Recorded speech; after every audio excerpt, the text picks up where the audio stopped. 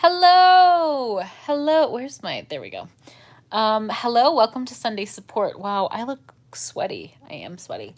Um, it is Sunday the 14th. We're doing our support a little bit later in the day today because I'm traveling and I wasn't able to hop on earlier. But here we are. We're checking in. We're seeing how everyone's doing. Um, I look real sweaty. I'm in Texas and it's really hot in Texas right now. Um, Last week we had talked about kind of at the end of making a goal of not looking at our scales this week. So I'm wondering how folks did on that. And if you made it through a week, maybe you can do one more day, 2 more days. See what happens. But yeah, just checking in with folks, seeing how everybody's doing. Oh, you did! Congratulations! Woo, woo, woo! I wonder what would happen if you explored another couple days. That's all right. You know what? You can always try again this week. That is the beauty of that. Amazing! Hooray! That's very exciting. And if it didn't happen this week, there's always more time to practice this. Oh, that's great, Rose. I'm so happy to hear that. I wonder what would happen if you tried, I'm going to lay down. If you tried another 6 days. Maybe maybe that would even maybe it would keep getting easier and easier and easier. I don't know, everybody's journey is different. Well, amazing. And even if you didn't go the whole week without stepping on the scale, I am visiting Stephanie. And even if you didn't go the whole week without stepping on the scale, even thinking about it, even flirting with the idea of doing it is a good step and a good thought experiment. So keep playing with it. Keep seeing how much discomfort you can tolerate. Keep slowing down that instinctive process of stepping on that evil thing. Distractions. I love distractions. Changes of state, of physiological state, are really useful for me. So things like taking a shower or going into a different room of the house or going to sit outside on a balcony if you have a balcony or a front porch or a stoop. Taking a little walk around the block, anything to kind of like change the physiology of my body does something to kind of disrupt the thought patterns for me. If I'm feeling like really anxious or really sad, sometimes I'll do things like color, something that like requires my hands and can kind of like, oh, pardon me, can kind of numb me out a little bit, if that makes sense, without it being, a behavior. Does anyone else have distractions for when they're feeling triggered or feeling like the symptoms are in their ears, wanting them to use them? For me too, it's just been practice. A new hobby. Yeah, new hobbies. Like what kind of new hobbies? Oh yeah, I like that. Listening to music in addition to coloring. Or watching putting on like a soothing TV show, like something that you know well that you don't have to super think about can be useful. And I'm yawning again somehow. Those are things that help me. Hello. I know some people like to knit or crochet. I'm not particularly adept at those things. I used to know how to crochet, but making earrings and skateboarding. Cool. That sounds fun. Just calling someone, and especially like if you can do it over Neopets. Oh my God, I love it. Calling a friend on FaceTime, just getting some like face-to-face interaction, even if it's on a screen, can be really, really nice and just sort of give you a boost of community and feeling that you're not alone. Why am I yawning again? I woke up kind of early this morning. Wow, so many skateboarders here. That's really cool. I'm afraid of that. Tamagotchi. I used to have a Tamagotchi. I loved it. It was pink. But whatever happened to those, So many Amandas. I love it. Um, so many Amandas. So we got some great distractions. Um, Animal Crossing, amazing. I've only played Animal Crossing once. I need to get back into. I need to try. I need to give it another go because it is all the rage, and I'm gonna get into it as soon as everyone is done with it, and then I'm gonna miss the trend. I can just tell. Um, what else is going on with folks? Fortnite. I don't know what that is, but great. I know it's a video game, and I love that. I love it. Okay, let me see here. What's in store for binge? Are there plans past quarantine? So right now we're finalizing our last episode. We're not sure exactly when it's going to go up. We want to be really conscientious and respectful of the importance of dedicating the news and entertainment cycle right now to the Black Lives Matter movement and civil rights conversations and fuck Trump. And just, all of that. We just want to give that space to be in the forefront of people's minds right now so that we can all take this anger and sadness and really channel it into long-term work that we do to make the country and the world a better place for our brothers and sisters who are Black and who are trans. Trump just did another vile act, and it's not okay. And so we just want to, wait to release the third episode until it feels like a more appropriate time. I don't know if I'm saying that in the correct way, but we just want to be mindful and respectful and also like do work ourselves for this movement, for this moment, and also for the future. So, within the next month, I would say the last episode will come out. And then the plan is right now to make a feature once COVID restrictions are lifted. But we'll kind of see, we'll see how the industry shapes up with COVID plans. This tag is looking weird. We'll see how the industry shakes up with COVID restrictions and if we can find some other collaborators to help us finance the film a little bit. But that's the plan. There'll be another chapter to the story, probably as a feature right now. That's the kind of goal.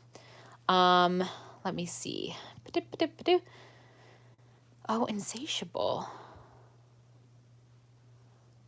Oh, wow. Congratulations, Amanda.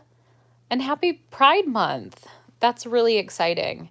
That's wonderful. I'm glad that it went well and you feel overall pretty good about it.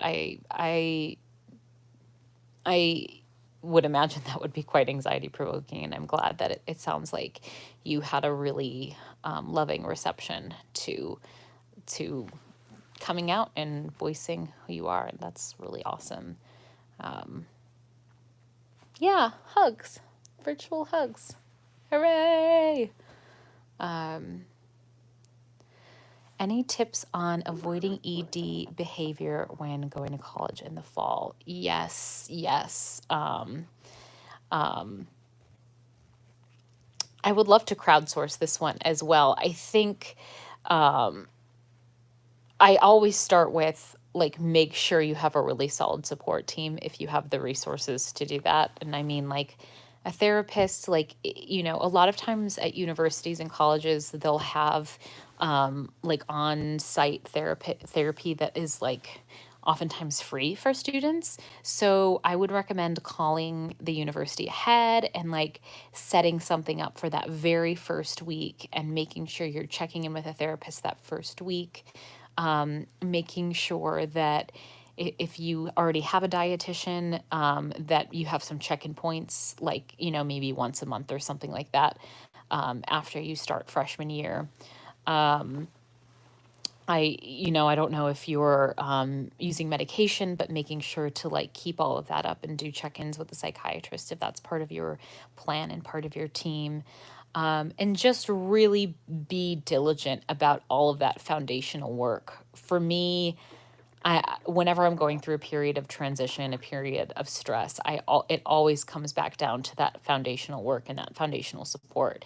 And, that might mean for you, and it has meant for me in the past, like having some sample meal plans ready if I feel like I'm slipping into behaviors or if I feel I'm getting tricky or sneaky, where I can go, okay, there's too much noise around this right now. I'm just going to go back to this meal plan, this thing that I know works, and I'm just going to follow it until I feel a little more calm. Because, yeah, times of transition and disruption can be really hard, but it can also be a really exciting opportunity to stretch yourself and test your recovery, because recovery, obviously, as we all know, is not a straight line. So, there might be some setbacks here and there, but allowing it to be an exciting challenge for you to prove how much you want recovery and how important recovery is to you, and how you want to have this experience. Like, why are you going to college? Like, to get this education, right? And to socialize, probably, and to, move forward in the world. And in order to really enjoy that experience, you want your brain to be open and free to enjoying those experiences, to living through the struggles in a full present way, to meeting new friends and maybe having relationships. So if you can find a way to use college as a little bit of a recovery motivation, I would recommend that. And I wish I had done that for myself. Um, let's see here. And like maybe there might be some, online virtual support groups you can start getting active in now that you can continue once you get to college, so that like you have a through line, right? Like you're not switching up your entire support team or changing everything at once. So you can have some tools sort of like knitting the experience together, if that makes sense. Let's see. I deal with a lot of guilt. Oh, yes. That's so common. It's so common. And it sucks really hard, and I'm really sorry. It's part of, for me anyway, in my experience, it was part of the like cruel trap of the eating disorder. Yeah. Oh, Galaxy Wolfie Star. Great name. Um, Yeah, I feel for your experience and what you're going through, and I wonder if there's a moment for you to sit and sort of think about why you're afraid of going to therapy. I think sometimes, um, for me, I was afraid of getting help. I was afraid of being seen in my eating disorder because I was afraid of letting it go, because I was afraid that I couldn't exist in the world. I couldn't hold up to the challenges of life without my eating disorder. I was afraid to let go of that control. And I wonder if maybe I'm curious if there might be some of that maybe happening for you, a little resistance to change, or a resistance to letting letting someone help you and someone support you, which is really, really common. And maybe just, this week, take some time to think about what would it look like if, instead of waiting for your mom to put you in therapy, if you sought out that support, that official formal support for yourself. And you don't have to do it this week. Just think about it. What might that be like? Because if you're struggling, you mentioned depression and you mentioned early stages of an eating disorder, you deserve support. And the sooner you can catch it, the sooner you can work on it and fight that eating disorder, the quicker your recovery will be. So I'm just going to send you some strength, and I'm going to send you some compassion with yourself and some patience with yourself, and some honesty with yourself, because that's a really hard part of all of this stuff. Let's see here. Yeah. Yeah, when our bodies change in response to recovery, that's challenging. And it's just really challenging, because more often than not, we are, or at least I was, and I still don't sometimes see my body. Honestly, there's a lot of body dysmorphia that can go along with eating disorders. We live in this very fat phobic, racist diet culture that has pushed a very thin, very white, very frail ideal on women for a really long time, and it's pushed a different sort of type of body standard on men, and has only allowed two genders to exist. So many levels of the problematic onion that I think that a lot of times the discomfort we feel when our bodies are refeeding or changing shape comes from the fact that we live in a really fucked up world with really fucked up, deep rooted historical evilness about the body. And we can feel that, and we can feel that pressure in the media, and we can feel that pressure in conversations with our peers, and we can feel that pressure in ads that pop up online. And and is so I guess I just say all of this to validate those feelings. And I would really encourage you all to, yeah, you're talking amongst themselves, which makes me so happy, because a lot of times you all have better words of wisdom than I do. But the one thing that I keep coming back to when I start to feel my own fat phobia, my own fears around my body, my own like sense that I'm out of control or something, I have to remind myself that, like, resisting diet culture, resisting that is a form of rebellion. And we're trying to change the world, starting with ourselves first. And we can really, we can we can try and be leaders in our own communities. So that's kind of what inspires me. But it's going to be different from person to person. I missed so many messages. I'm so sorry, you all. Sometimes I go talking and I go blah blah blah blah. It's like, Angela, just let's see. Okay, so many. I'm sorry. I'm not. I'm gonna miss some of these. Um, I'm okay. You seem emotional. I think it's probably because I sweated my mascara off. I'm good. I'm a little sleepy. But thanks for checking in. Yes, I started anti diet too. It's really interesting. Oh, yeah, bloating, feeling physically uncomfortable. Oh gosh, it's really hard. It's really hard. And just see if you guys can be troopers and warriors and just get through it, because there is healing on the other side, and life is better on the other side, and recovery is possible, and it can happen. Um, and I feel for you all who might be struggling with those physical side effects right now, because it's real, and it's real uncomfortable. Um, let's see here. Yeah, diet culture being so ingrained. I know, it's everywhere. The more I read about it, the more I read about the history, the more I'm like, oh boy, this is so insidious. It's just so deep in there, and it just makes me so angry. I do martial arts. Oh, cool. Um, mm, feeling body conscious. Yeah, yeah. Oh, I'm so sorry that that was part of your childhood experience. That's really deeply unfair. And I have so much compassion for you surviving that. And I hope that you have a really good found family now in your life, and that you have a support system around you who reinforces how awesome you are as a human. And who, it's hard when parents or loved ones are sick, and put their sickness onto us. It's really not fair. Um, I really hope that you have support.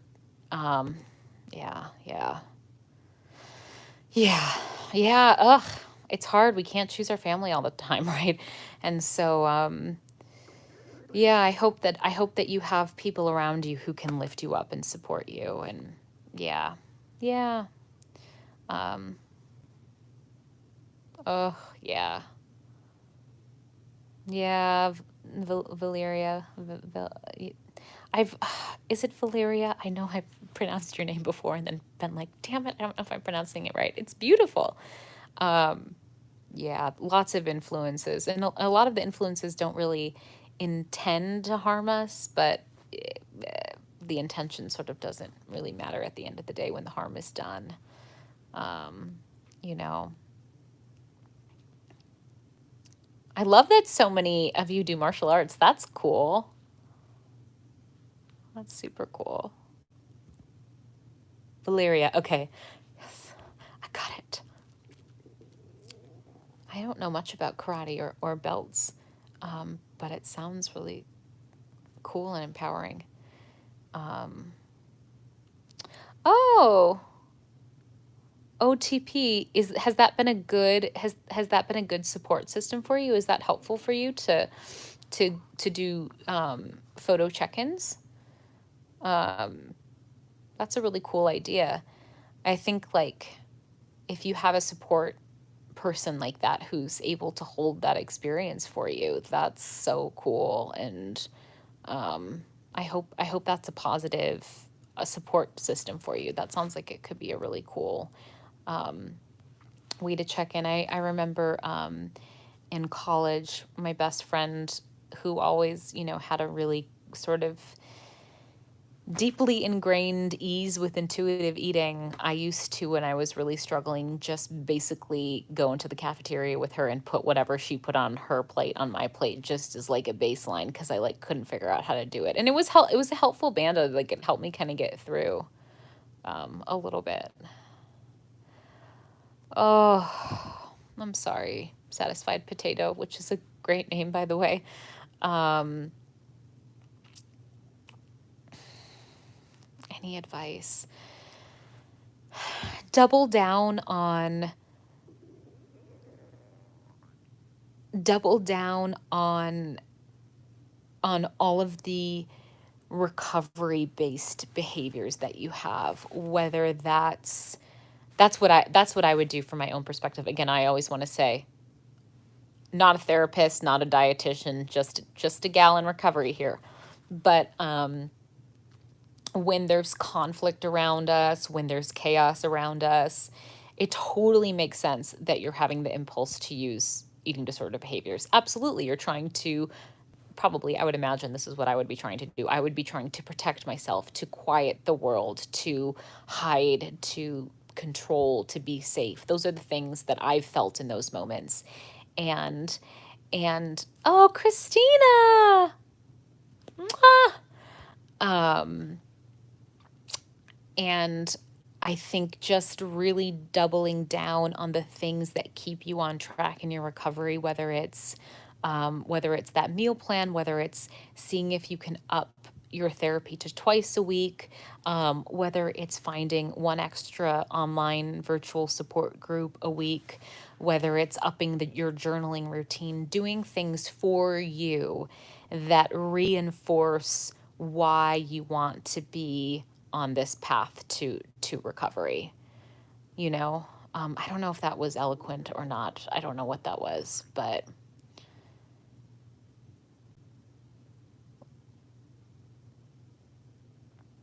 hmm.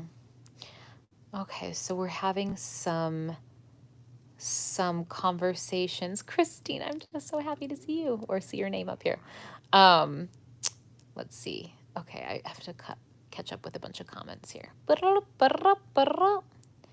Um, aw. Mwah. I love you, Christina. Um, yeah, this idea of our eating disorder giving us something. God, that's like, mwah, that's like the most devious part of the illness, isn't it? Like that like it's trying to rob you of the credit you deserve for the things, the way you found success. You did that, not that stupid eating disorder. That was you. You did it, right? That's on you. That is not on that eating disorder. Um, I think, yeah, but I think the experience you're having with it, like that experience of almost revering it or looking back on it with rose tinted glasses, I think that's really common. Um, I know I used to experience that from time to time. I've heard other people have experienced that from time to time, and it's just one of the like great, terrible, oh, it's like it's one of the ways the eating disorder just like gets our claws in our brains and like it tries not to let us go, you know? Um, but sometimes when we have these like magical thinking, maybe is that the right way to talk about it? Like this magical thinking that the eating disorder was a time of success or was a time that I was the most me. If we can combat that magical thinking with some real, like, I'm gonna sit up now. Ugh, some real hard facts, like actually I spent my time when I was in my eating disorder, I spent, 92% of my brain space thinking about food. What could I have been doing with that other what could have been doing with that brain space? Um, I remember what I ate more than I remember how much fun I could have had with my friends during those meals. So like yeah, like if you have this rose tinted vision and then you can kind of like smash it with the cold hard facts, sometimes that can be useful. And maybe when you're in a very pro recovery headspace, like when you're feeling like F you eating disorder, I got this, like I'm going to recover, maybe you make a list of like here's my actual reality of when I was in my eating disorder. Here's what it was actually like to live this way, so that when that rose tinted outlook starts to, trickle back in, then you can pull out that list and be like, no, this. Does any of that make any sense? Um, a ton of comments came in, and I missed a bunch of them. Um, let's see here. Um, Thinking about food 24/7. Oh, I know.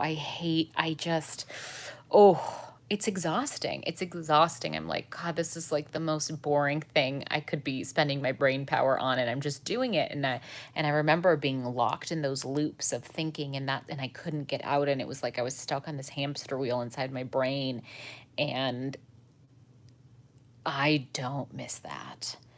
Um, and so maybe if you can kind of connect with whatever those experiences were like for you when you were really in pain and really suffering, maybe that can be the fuel to fan your recovery flame. Maybe. I hope. Thank you all for interacting with each other and supporting each other. It makes me really happy. Yeah, Galaxy Wolfie. Oh, I feel you. I remember that. It sucks. It sucks. It sucks. It's really, really hard. And the more you practice recovery, the more you make sure you're getting the nutrients you need by following a meal plan that a dietitian sets up for you. I recommend Healthy at Any Size. The more that you practice these cognitive behavioral skills of reshaping your thoughts and paving new pathways, the more your brain space will free up to be filled to think about other things. And it's going to feel so good. I promise. I promise. How exactly do you go about combating body dysmorphic thoughts when acting? It's a tricky one. It's a really tricky one, especially because, I've been in recovery for a while now, and there are times when I'll be costumed in a costume that I feel like, oh, I don't like how this looks, or this feels like it would be big. But I was just gonna say the same thing, Ghost Kitten, is that when I remind myself of the character and go into the character, that helps me actually, and it helps me to make almost kind of a game about it of it. Like, okay, Angela feels like, oh, I'll give you an example. I had the honor of, I got to play Medea in Argonautica a couple years ago, and I picked an area of my body that I had just, my eating disorder voice popped back in and said, I'm going to decide you don't like that and that that's important. And it would come back in my ear. But then I would remember that Medea had a lot of shit going on that she had to do. She was making her spells. She was betraying her father. She was convincing her brothers to kill each other. She was getting that golden fleece. She was getting on that boat and she was sailing away. And then she was ultimately murdering her two children. She's not a great person, but getting in that brain space helped me because Medea didn't have time to think about what body part she didn't like. She had stuff to do. So in some ways, like I've found a little more body freedom when I'm in character because those characters don't have to have eating disorders. Those characters don't have to have a mirror. You know, those characters have other things going on. So I find that to be really freeing sometimes. As a fun experiment you could try. Um, let's see.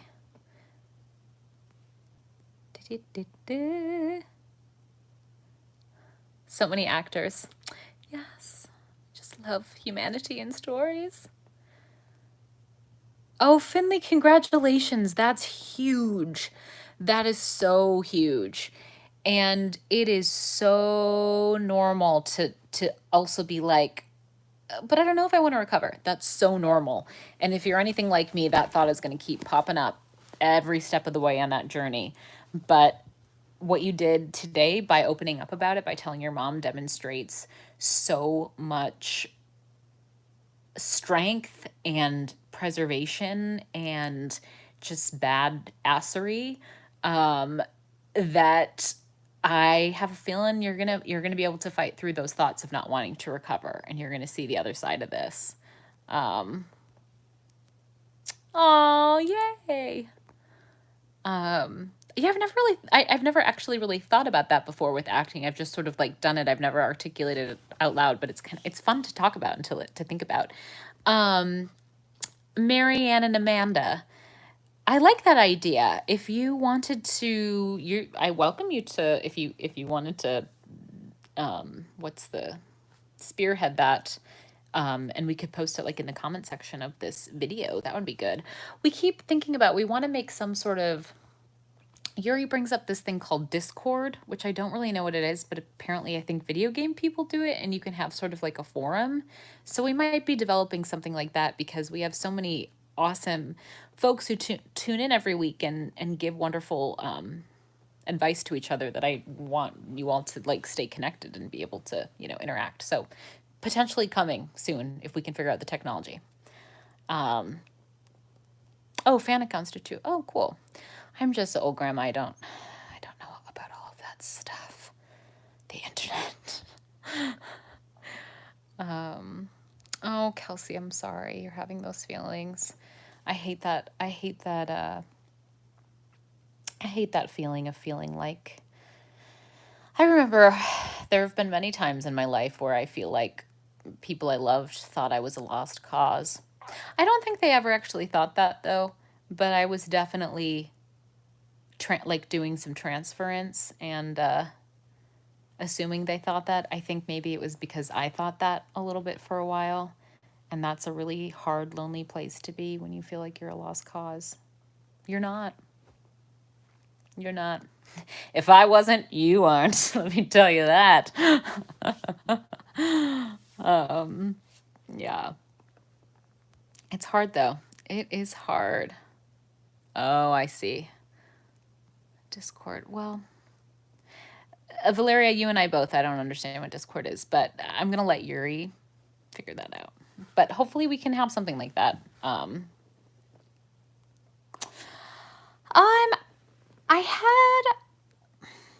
had my ED for,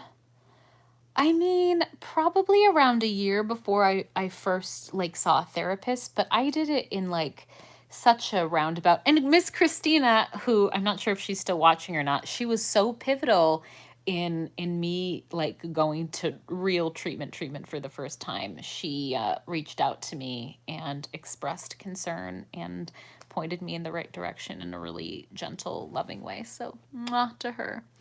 Um, but I did have kind of like a therapist that I was like dipping my toe into working through. I am lucky. I am lucky. Yay, Christina. Christina was a really massive pivotal person in my healing journey. She's amazing. Amazing.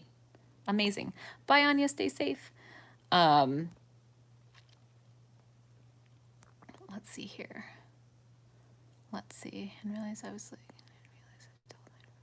yeah, Valeria, it can really sneak back up on you. Finley, but you did it. You made it a week.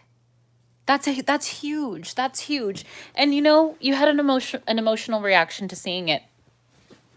It's just information. It's just information. You had an emotional reaction. It tells you something, right? It tells you, okay, this number still matters to me. Okay, like that's where I am. But you made it a whole freaking week. That is huge. Mwah. It's a really exciting thing. And you know, we can try the challenge again and see maybe if there's a different emotional experience, and there might not be a different one for a while. But it's information to know that the number holds some power and it holds some emotional weight, and that's something to be mindful of. That's what my therapist would say a lot, is like, it's information.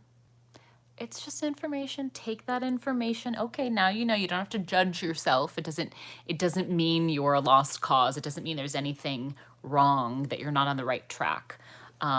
It's just information of where you are and what your reaction is this week. And it might be different next week, you know what I mean?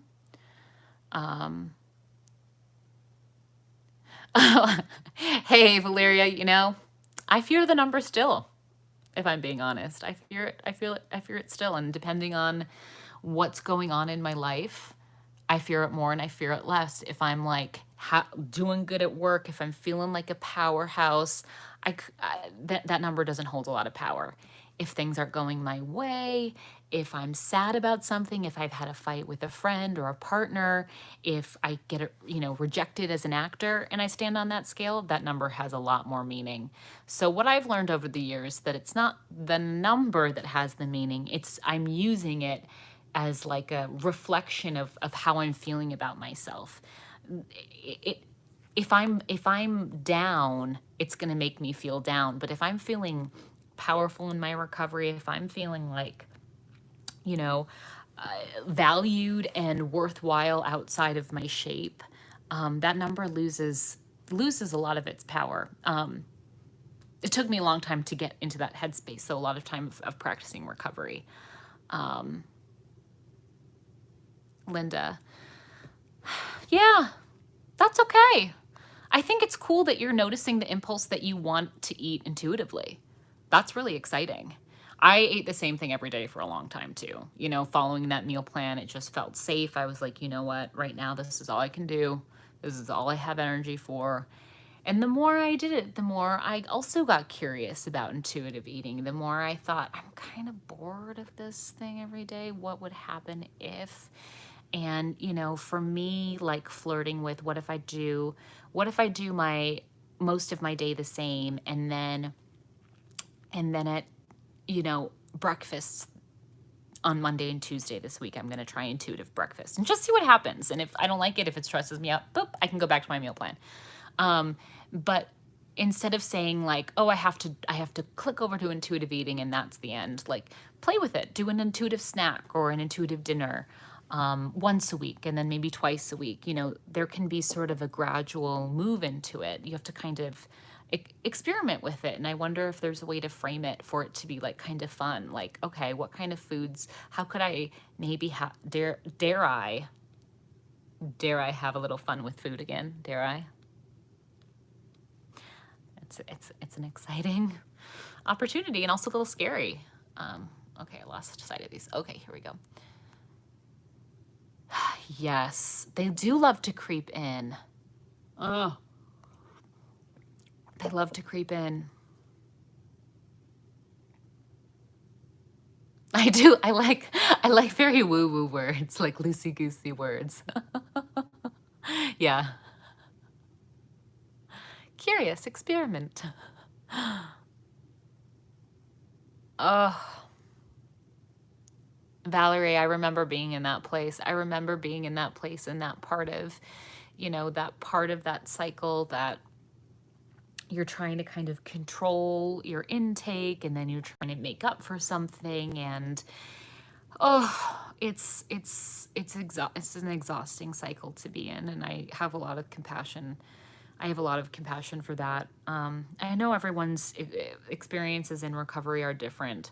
For me, the only thing that got me out of that cycle was having a trusted dietitian set up a meal plan for me that I had to follow because I thought I was being honest with myself. I thought I was, trying to give my body what it needed, but really I wasn't, and I was doing magical thinking tricks with my eating disorder in my brain, and I just needed a professional who knew better than me to get in there and tell me what to do for a while. And I don't know if that's what you need, but that I can just reflect that in my experience that was so helpful to me, in conjunction with other types of support and healing. But fuck, man, being in that part of that cycle, it's so hard. It is so hard. You talk about Animal Crossing. It's a point of entry, I suppose. Yes. Yeah, because, there's no right way. And to me that's sort of like been the newest phase of recovery for me is like this idea of like flexibility and I those of us with eating disorders tend to be really dynamic, interested, curious, high energy, perfectionistic folks. So we tend to want to do our recovery perfectly as well. I'm just speaking for myself. And for me, in this like later stage of recovery, I'm learning that no, recovery isn't about doing it perfectly. It's just about finding freedom and flexibility and, you know, sometimes you do emotional eat and it doesn't necessarily have to be tied to your eating disorder because food has comforting properties, and sometimes maybe you accidentally skip a meal because you're running late, but it's not because you're trying to change your shape and it's not because you're trying to restrict, and your hunger sensors and your intuitive eating patterns will find a way to make up for it elsewhere. Like there's a lot of flexibility and fluidity when you can really when you sit in your recovery for a while. And that's what's so beautiful about it. Um, no, I love it, Christina. No need to be quiet. How did you resist the urge to go against the meal plan? Well, that's where for me PHP treatment was a necessity because I needed to get my butt babysat and I needed somebody to watch me and make sure I did it for a while. But not everyone needs that. I have friends of mine who have recovered successfully or in recovery successfully who haven't had to be in intense treatment like that. But for me, for a while, I needed to PHP partial hospitalization, so I went to treatment 6 days a week for like 7, 8 hours a day and ate most of um I ate like most of my meals supervised and lots of therapy all day and all of that. Yeah, I just needed to be babysat. I abused my privileges and I needed to be babysat. I needed to go in timeout, eating timeout. So for me, I was really privileged, which absolutely has to do with my race and absolutely has to do with my shape and absolutely has to do with my parents' socioeconomic status. I was able to get treatment for it. I was still on my dad's insurance. He had good insurance, and it can be exceedingly difficult and unfair for folks to get treatment. And our system is messed up and it needs changing. And I always still recommend fighting for your right to get well and fighting for your right to get health care.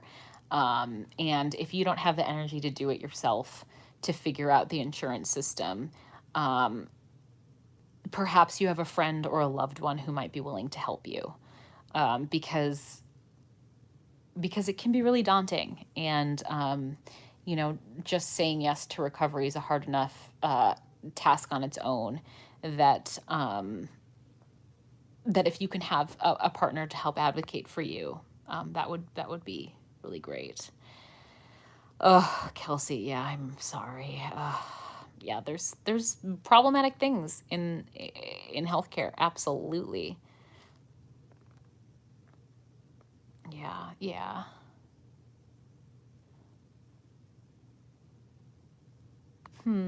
What can I do with the insane and scary thoughts? I wonder, could you write it down and then, like, this is dramatic, burn it? Or rip it into pieces? I mean, don't start a fire. But if you have a fireplace, or like flush it down the toilet, or I would be curious what other people's suggestions are for this as well, for the loud thoughts. I like to use this technique, and I can't remember where I found it, and I'm not crediting someone, and I deeply apologize, but I like this thing I heard once. I am having the thought that, instead of just thinking it, for me, I am having the thought that I don't like what my body looks like in a swimsuit. I am having the thought that. So it's not a fact. It's just a thought that I'm having. And a thought is just a thought. It's not fact. It's just something that's pinging around in my head. So I'm having the thought that this. I'm having the thought that letting go of my eating disorder would result in this. I am having the thought that this. Ooh, ghost kitten. That's a great suggestion as well. Yeah, I really love bringing the childhood self, or a child that you know and love dearly, into the equation, because it can sometimes help snap us out of um, the eating disorder trance from time to time. Um, oh, kitty cat. Right. Yeah, you would never starve a kitty cat if he ate a little extra. No. What I've learned, and again, not a nutritionist, not a therapist, just a gal recovering, that our bodies want to keep us in this sort of like set point. They want to take care of us. Our bodies want to keep us alive. So it actually takes a lot of effort to change our shape. And if we can kind of, and I say this to myself, Angela, if you can kind of chill out a little bit, if you can kind of loosen the reins and let your body take over and have a little more trust for the processes. I broke my leg once and it freaking healed. Like a big bone, I broke that, it healed. I'm sure you all have experiences where your body did something wild that healed it. I mean, my friend just had a freaking baby out of her vagina. Not healed. I mean, it's crazy. Our bodies heal. And so whatever you did or didn't eat, or did or didn't binge on, your body will got this covered. Your body's got it covered. And we can tap out a little in the control of that. I say as not a dietitian or a therapist or a healthcare professional. Oh, Valerie, that's really hard. That's really hard. Does anyone have advice on allowing yourself to enjoy food again? For me, that happened gradually. For me, I had to move into like a food neutral space for a while. And now I can enjoy food again and be neutral sometimes. I don't know. That's kind of one of the joys of recovery, is that it can be all over the place. But I do remember feeling massive waves of guilt when I would enjoy something. And, for me, it was probably tied to a sort of self-harm, or punishing myself, or, for no good reason, just because.